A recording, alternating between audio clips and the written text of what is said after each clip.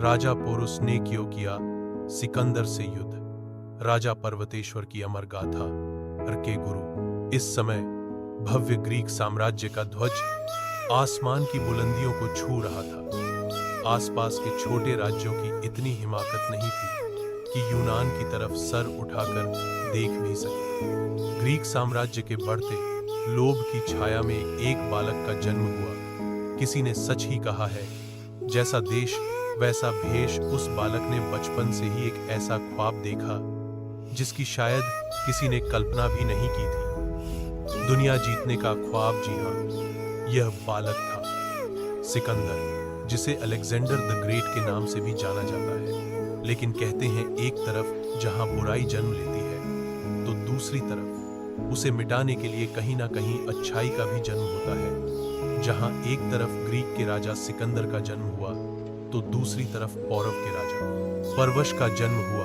जिन्हें राजा पोरस के नाम से भी जाना जाता है। समय का पहिया घूमता रहा और आखिर वह समय भी आया जिस पल के लिए सिकंदर ने एक एक क्षण प्रतीक्षा की थी। समय था 326 ईसा पूर्व का, जब सिकंदर अपनी विशाल सेना लेकर अपने दुनिया जीतने के ख्वाब को सच करने के इरादे से निकल पड़ा। कहा जाता है सिकंदर की सेना समुद्र के समान विशाल थी, जिसे एक बार में देख पाना संभव था। अगर सेना के केवल धनुर्धारी एक साथ तीर चलाए तो पूरा आसमान इस प्रकार से ढक देगी सूर्य की किरणें भी धरती को छू ना पाए।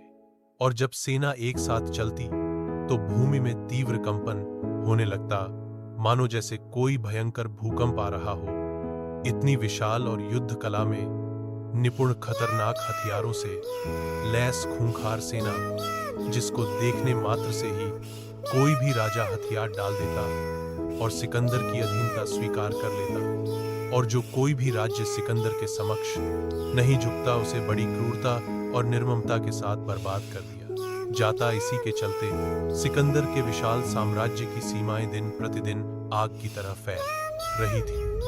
पूरी दुनिया असहाय होकर विनाश का मंजर देख रही थी। सिकंदर ने लगभग समस्त विश्व पर अपना आधिपत्य स्थापित कर लिया था और अब अंत में सिकंदर की क्रूर आंखें संपूर्ण भारत को देख रही थी, क्योंकि भारत इस समय एक देश नहीं था बल्कि कई छोटे छोटे एंडर को आधिपत्य समय एक संपूर्ण भारत को 20 राज्यों में बंटा हुआ था। इसी का फायदा उठाते हुए सिकंदर ने सभी राजाओं को अपने अधीनस्थ करने का सोचा, चाहे फिर वह संधि करके आए या युद्ध करके, जैसा कि वह पहले से ही करता आ रहा। अपने विशाल साम्राज्य शक्ति के मध्य में चूर सिकंदर ने जब अपने गंदे पांव भारत की पावन धरा पर पसारे तो उसका पहला मुकाबला गांधार के राजा अंबी से होना। अंबी गांधार की राजधानी तक्षशिला का राजा था। अंबी का राज्य सिंधु नदी से झेलम नदी तक फैला था। सिकंदर अपनी विशाल सेना के साथ गांधार में आ पहुंचा। सिकंदर ने अंबी को यह फरमान भेजा कि या तो वह उसकी अधीनता स्वीकार कर ले, अन्यथा युद्ध के लिए तैयार हो जाए। अब चाहे तो इसे कायरतापूर्ण कहें या अपनी प्रजाहित के लिए विवशतापूर्ण, इतनी विशाल और खतरनाक हथियार से लैस खूंखार रक्त प्यासी सेना को देख राजा अंबी ने सिकंदर की अधीनता स्वीकार कर ली और बेशकीमती उपहार देकर सिकंदर का स्वागत किया। हालांकि सिकंदर भी एक लोमड़ी के जैसा चालाक शासक था। उसको भली भांति ज्ञात था कि आगे उसका सामना किससे होने वाला है, वो जो अपनी मिट्टी के लिए हंसते हंसते लाखों कुर्बानियां दे देगा, किंतु उसकी अधीनता कभी स्वीकार नहीं करेगा। उसके साम्राज्य को केवल पराजित कर ही उसे अपने साथ मिलाया जा सकता था। सिकंदर के पास तो वैसे भी अपार धन संपदा थी, कुछ नहीं था तो बस तृप्ति। यही सब सोच विचार कर सिकंदर ने भेंट स्वरूप राज अंबी के सभी उपहार दोगुने कर लौटा दिए और राजा अंबी को आगे बढ़ने के लिए और सेना देने का आदेश दिया। राजा अंबी को यह भली भांति ज्ञात था कि सिकंदर को अब जहां जाना था, सिकंदर के भारत विजय के स्वप्न में जो सबसे बड़ी बाधा बनकर खड़ा था, वो था पौरव राज्य। इस समय पौरव का राजा पर्वती शवर था, जो कि अंबी का सबसे बड़ा शत्रु भी था। परवश को राजा पोरस के नाम से जाना जाता है। अंबी भी यही चाहता था कि वह राजा पोरस और उनके राज्य को सिकंदर के कदमों तले को चलता देखे। इसलिए राजा भी खुशी खुशी सिकंदर का साथ देने के लिए तैयार हो गया और उसे अपने सबसे कुशल 5,000 सैनिक दे दिए। तत्पश्चात सिकंदर अपनी सेना लेकर पौरव राज्य की ओर बढ़ने लगा, लेकिन पौरव राज्य में घुस पाना इतना आसान नहीं था। पौरव में घुसने के लिए सिकंदर को अपनी विशाल सेना के साथ झेलम नदी को पार करना था। सिकंदर को सम्राट पोरस की वीरता और पराक्रम के बारे में भली भांति ज्ञात था। इसका अंदाजा आप इस बात से लगा सकते हैं कि इतनी विशाल सेना होने के बावजूद भी सिकंदर के पैर पौरव राज्य की ओर बढ़ते हुए लड़खड़ा रहे थे। वो जानता था जिसे उसने विजय करने का ख्वाब देखा है, वहां उसे हार का स्वाद चखना पड़ सकता है। और ऐसा सोचे भी क्यों ना, जिस राज्य के प्रत्येक सैनिक की देह में रक्त का एक एक कतरा देश प्रेम के लिए दौड़ रहा हो, जिस राज्य का एक साधारण सैनिक जो किसी भी बड़े से बड़े प्रशिक्षित योद्धा को पलक झपकते ही दूर चट्टा दे, सिकंदर को ज्ञात था। भले ही उनकी सेना की तादाद पूर्व राज्य की तुलना में 100 गुना अधिक थी, किंतु उसका यह नकार पाना भी मुश्किल था कि पौरव का एक सैनिक उसके 100 सैनिकों पर भारी पड़ सकता है। और इसी भय से ग्रसित सिकंदर ने उम्मीद भरे शब्दों से राजा पोरस को संधि प्रस्ताव भेजा। संधि के अंतर्गत राजा पोरस को सिकंदर की अधीनता स्वीकार करनी थी, और अगर वो ऐसा ना करे तो सिकंदर ने धमकी देते हुए कहा कि वह सम्राट पोरस के पूरे पर्व राज्य को तबाह कर देगा और राज्य के लोगों, औरतों और बच्चों का भी वही हाल करेगा जैसा कि उसने पहले अपने सामने नजर उठाने वाले राज्यों में किया था। सिकंदर द्वारा भेजे गए धमकीपूर्ण प्रस्ताव से राजा पोरस के स्वाभिमान को आघात हुआ, और होता भी क्यों ना, मां भारती का वीर सपूत जो ठहरा राजा पोरस ने सिकंदर को प्रति उत्तर देते हुए खुले शब्दों में कहा, अब अगली मुलाकात रणभूमि में ही होगी और भविष्य में क्या होगा इसका निर्णय वही निकलकर सामने आएगा। जैसा देश वैसा भेद। राजा पर्वतेश्वर पर्वत के समान कभी किसी के समक्ष ना झुकने वाले अटल और पर्वत के समान ताकतवर भी इतिहासकारों के अनुसार राजा पोरस की लंबाई 7 फुट 6 इंच थी और वे युद्ध कला में परिपूर्ण थे। राजा पोरस को सर कटाना मंजूर था, किंतु सर झुकाना बिल्कुल भी नहीं। राजा पोरस वो महावीर थे जिन्होंने जब भी रण में दहाड़ लगाई तो गीदड़ दुम दबाकर दौड़ते नजर आए। इस प्रकार आत्मसम्मान को सर्वोपरि रखते हुए राजा पोरस सिकंदर के गीदड़ भभकी भरे संधि प्रस्ताव को ठुकराते हुए किंचित भी नहीं हिचकचाए। हालांकि सिकंदर की सेना पोरस की सेना से तादाद में 100 गुना बड़ी थी और सिकंदर के सर पर तो वैसे भी विश्व विजय का भूत सवार था।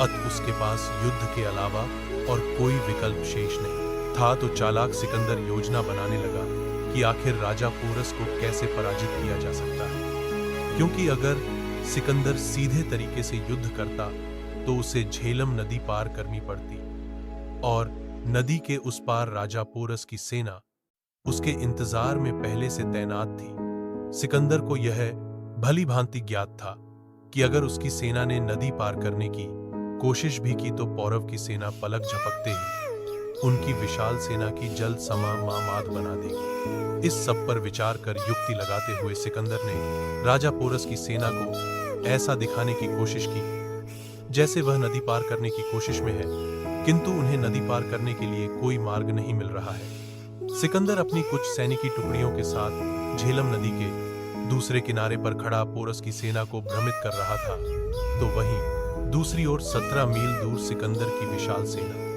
उसके कमांडर की अगुवाई में नदी पार कर रही थी। कुछ ही दिनों में हजारों सैनिकों और घुड़सवारों ने नदी पार कर डाली, लेकिन इन सबसे अनजान पोरस की सेना को अभी भी ऐसा लग रहा था जैसे सिकंदर को अभी तक नदी को पार करने का मार्ग नहीं मिला। लेकिन सत्य तो यह था कि काल उनके बिल्कुल निकट आ पहुंचा था। रात्रि के समय राजा पोरस की सेना इस भ्रम में निश्चिंत होकर बैठी थी कि सिकंदर अभी भी हाथ पर हाथ धरे बैठा है। सिकंदर की कूटनीति से अनजान पौरव के कुछ सैनिक विश्राम करने में तो वहीं कुछ सैनिक एक दूसरे के साथ वार्तालाप में व्यस्त थे। सिकंदर की विशाल सेना आकस्मिक रूप से पोरस की सेना पर टूट पड़ी। आक्रमण इतने भयानक रूप से हुआ कि किसी को कुछ पता ना चला।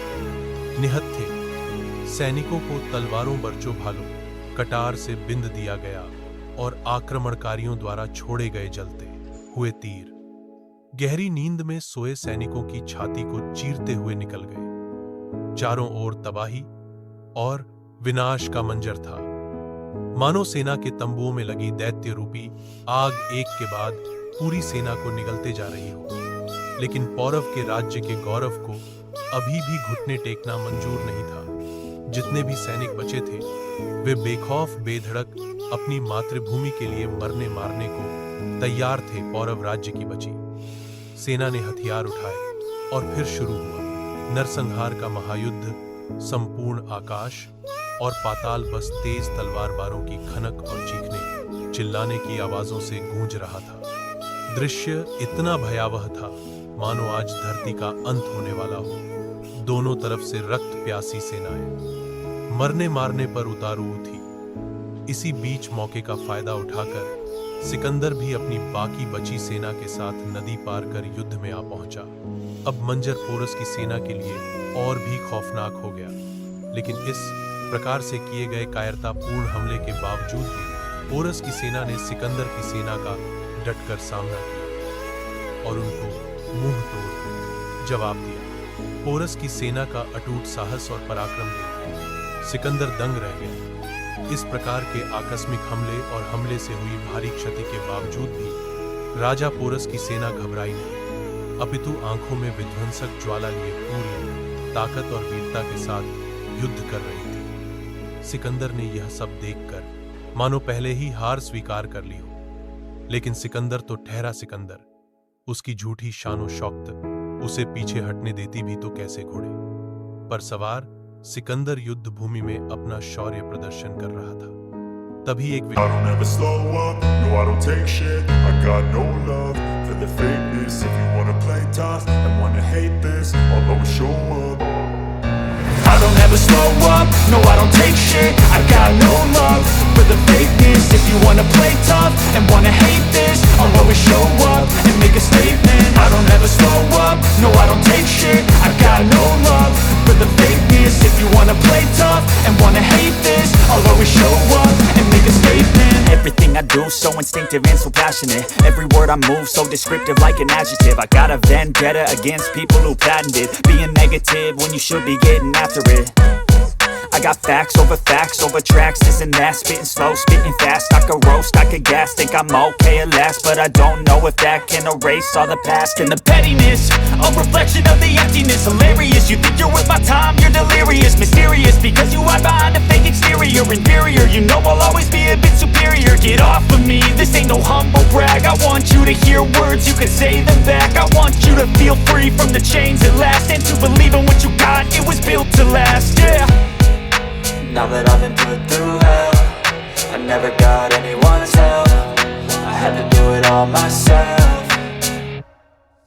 I don't ever slow up, no I don't take shit. I got no love for the fakeness. If you wanna play tough and wanna hate this, I'll always show up and make a statement. I don't ever slow up, no I don't take shit. I got no love for the fakeness. If you wanna play tough and wanna hate this, I'll always show up and make a statement. Gonna learn the consequence of being incompetent. Mental health is confidence, dreams and some modestness. I'm not here to save the day, that's for you to take away. I could play a million mind games, but instead I say something not illogical, something that is topical. Rub it on and watch it go, make yourself unstoppable. Dreams are irresponsible, but they're always possible. If you just believe, you could be so remarkable. Thoughts in my head, a collage and they spread. I'll be great one day, going off of my meds. No, I'm not giving up, no, I'm not giving in. I will make it to the top, taking off in the wind. I gotta make it, I'm saving every day to taste it. I'm patient, but my mind, it can hardly take it. I'm chasing a dream that I've had for several ages. A vacant, modern kingdom for the taking. Now that I've been put through hell, I never got anyone's help. I had to do it all myself. I don't ever slow up, no I don't take shit. I got no love for the fakeness. If you wanna play tough and wanna hate this, I'll always show up and make a statement. I don't